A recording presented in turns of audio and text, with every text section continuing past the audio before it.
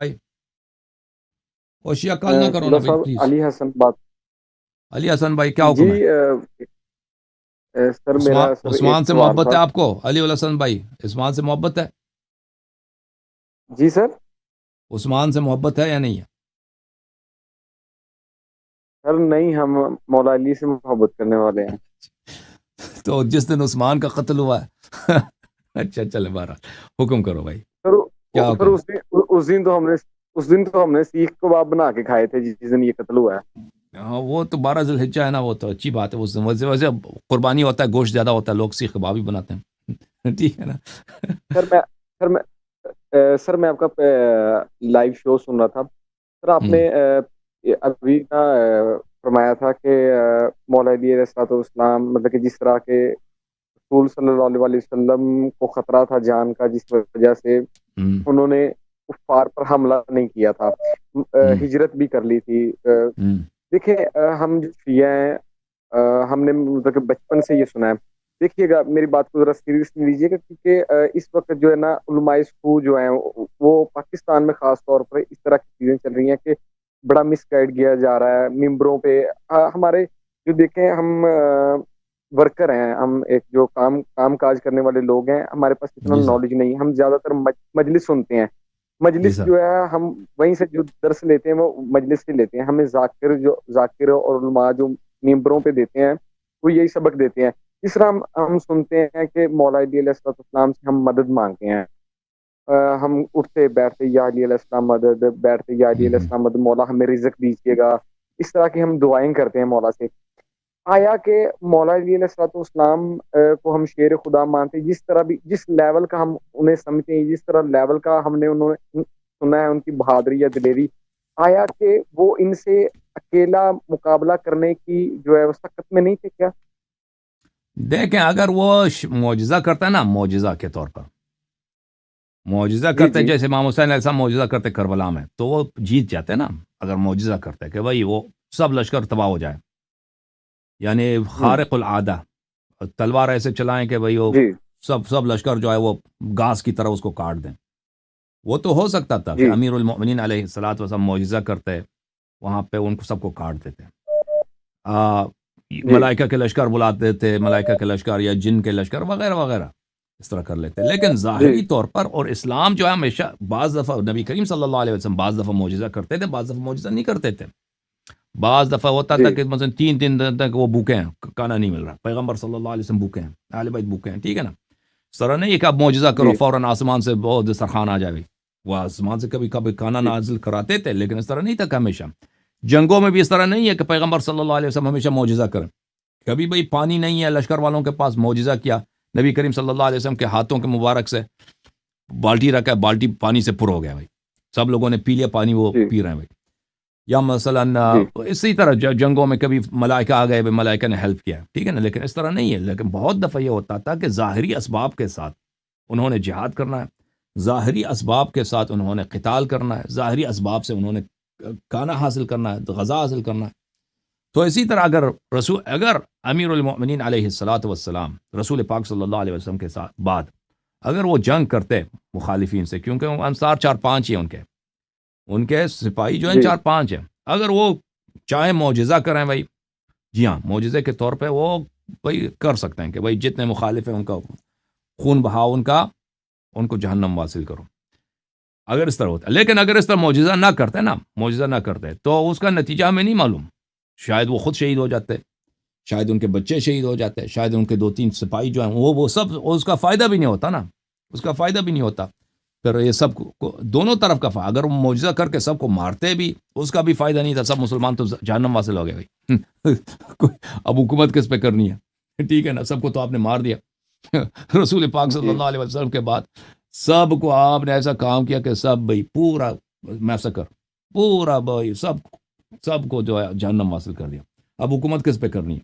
اگر وہ جہاد کرتے ہیں، رسول پاک صلی اللہ علیہ وسلم نے بھی ان سے یہی کہا تھا کہ اپنی جان بچاؤ میرے بعد اور اپنے بچوں کی جان بچاؤ. تو اللہ تعالیٰ کا وہ جانتے ہیں اللہ تعالیٰ کا حکم کیا ہے. اللہ تعالیٰ یہ نہیں چاہتا کہ اسلام کا جو طریقہ کار ہے، حق کا طریقہ کار، یہ صرف معجزات کے ذریعے، خارق عادت کے ذریعے، سپر نیچرل جو پاور ہے اس کے ذریعے اس دنیا پہ حاوی ہو. اللہ تعالیٰ یہ چاہتا ہے کہ یہ نیچرل طریقے سے کہ لوگ آ کے اس دعوت کو قبول کریں، ایمان لائیں، پھر اس کو سپورٹ کریں، پھر یہ دعوت پھیل جائے. ٹھیک ہے نا. اسی طرح امامت کا بھی اللہ تعالیٰ کا یہی ہے کہ وہ لوگ اس کی سپورٹ کریں، اس کی تائید کریں، اس کو مان لیں، اپنی مرضی سے مان لیں. اس طرح نہ کہ اللہ تعالیٰ ان کو مجبور کر دے مان لیں. تو اس طرح امیر المؤمنین علیہ الصلاۃ والسلام رسول پاک صلی اللہ علیہ وآلہ وسلم کے بعد ان کی پوزیشن یہ تھی، اگر وہ چاہتے خارق، جیسے انہوں نے قلعہ خیبر کو پھینکا نا، قلعہ خیبر کے دروازے کو، ہاں وہ ایسا دروازہ ہے اس کو 1000 آدمی نہیں اٹھا سکتے یا 40 آدمی اس کو اٹھاتے تھے.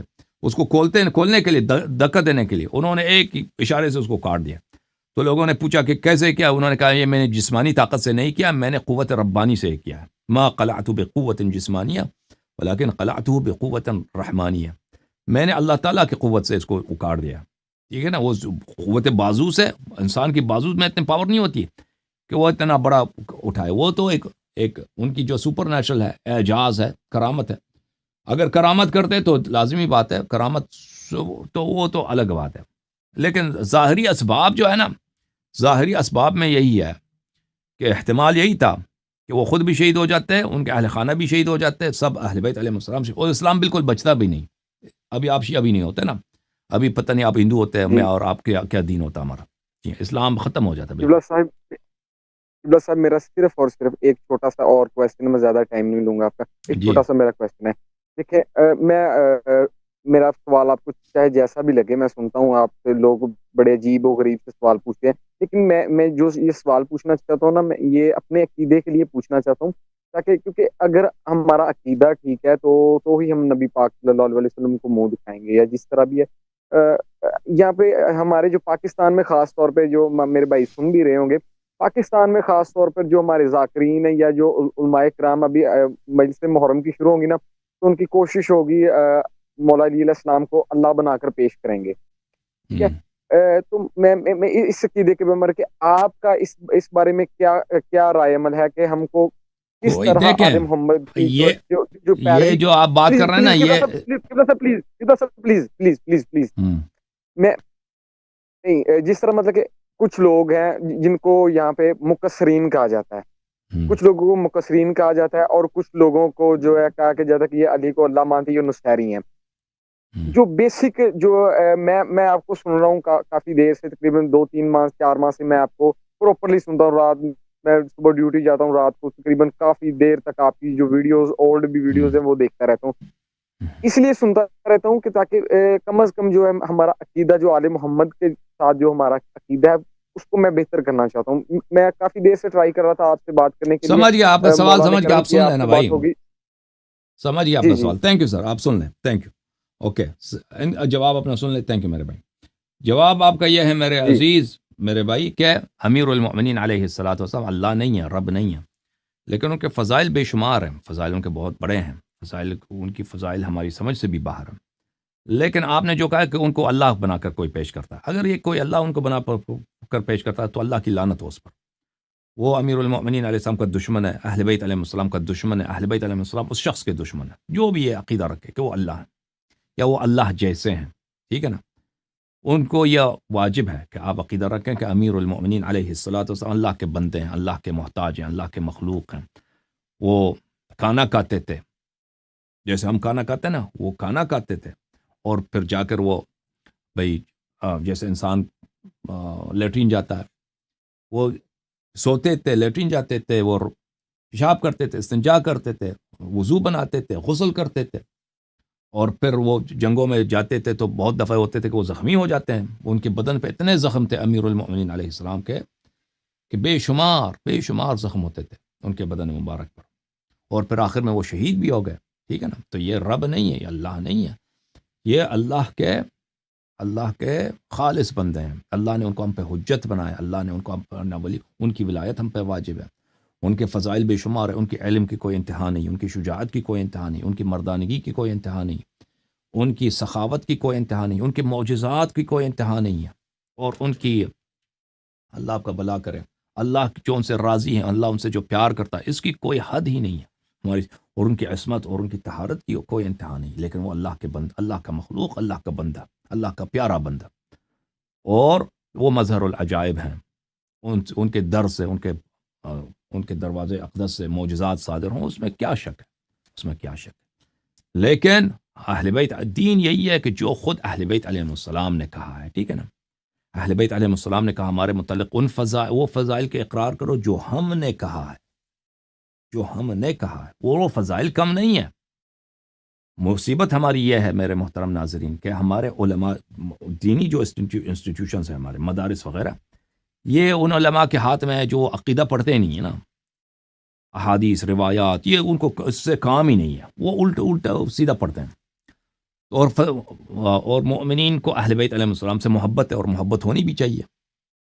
تو کیا ہوتا ہے بھائی کہ مومنین رغبت کرتے ہیں ذاکرین حضرات سے سننا، ذاکرین حضرات کو تو مولیوں سے چڑھ ہے، کہتے ہیں یہ مقصر ہیں، تو وہ خود اپنی تحقیق ادھر ادھر سے کرتے ہیں، اور ایک دو باتیں صحیح سیکھتے ہیں، اور دو باتیں وہ اپنے آپ سے اس کو ٹویک کر کے، چینج کر کے، حدیث سے وہ تعویل کر کے اس کو ملا کے فضائل بنانے کے لیے، ٹھیک ہے نا۔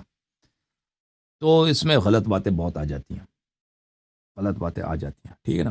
ہمارے جو ممبر ہیں وہ 99% اس میں اشکال ہے۔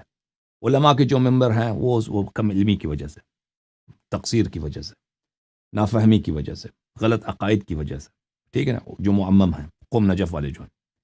اور جو ذاکرین ہیں وہ ان کے ممبر میں کیا اشکال ہے؟ ممبر میں اشکال یہ ہے کہ وہ یہی کہ اپنے سے بناتے ہیں نا، اپنے سے دین میں ملاتے ہیں۔ تو مجھے حق نہیں ہے، کسی کو حق نہیں ہے، چاہے فضائل کی بات ہو، چاہے حلال و حرام کی بات ہو، کہ اپنے جیب سے ملا دیں، اس میں ملانے کی کوئی ضرورت نہیں، ملانا حرام ہے، اپنے سے ملاوٹی نہ پیش نہ کرو، بناؤ اپنے سے نہیں۔ اتنے امیر المومنین علیہ السلام کے فضائل ہیں میرے بھائی، ہم تو کیا انبیاء کے عقول اس میں حیران رہ جاتے ہیں، وہ سچے فضائل، ان کو وہ 10 نہ خوردہ باقی ہیں، ورجن، کلیئر، کلین، ابھی تک جیسا ایک سمندر ہو سونے کا، اس نے کسی نے ٹچ ہی نہیں کیا اس کو، وہ ایسے باقی ہے۔ تو ذاکرین کیا بنا؟ جھوٹ بنا کے پیش کرو۔ میں نہیں کہتا سب ذاکرین پیش کرتے ہیں اور سب ان کی باتیں غلط ہیں، نہیں، ذاکرین میں ایسے افراد ہیں جو بے احتیاطی کرتے ہیں، غلط باتیں پیش کرتے ہیں، تو ان کو اللہ سے ڈرنا چاہیے۔ یہ اس کی وجہ کیا ہے کہ ہمارا سسٹم ہی خراب ہے، سسٹم ہی خراب ہے۔ کیونکہ دینی تعلیم کہاں سے ہونی ہے؟ مدارس، دینی مدارس سے، اور دینی مدارس کیا چیز ہے؟ وہاں پہ بدعت کے علاوہ، کفر کے علاوہ آپ کو ملے گا کیا؟ ٹھیک ہے نا، قوم نجف جائیں گے ادھر، ویسے آپ کو کافر بنا کے، او خامنئی آپ کا امام ہے، اس کی جا کے تبلیغ کرو۔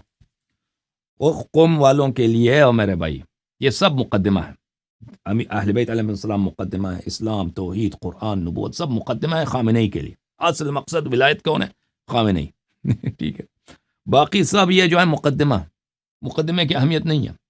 وہ اگر فضائل وغیرہ آپ کو سناتے بھی ہیں نا، تو اس لیے سناتے ہیں کہ آپ فضائل سنیں تاکہ آپ کو سنایا جائے، ولایت فقیہ آپ کو سکھایا جائے، ولایت فقیہ آپ سے منوایا جائے۔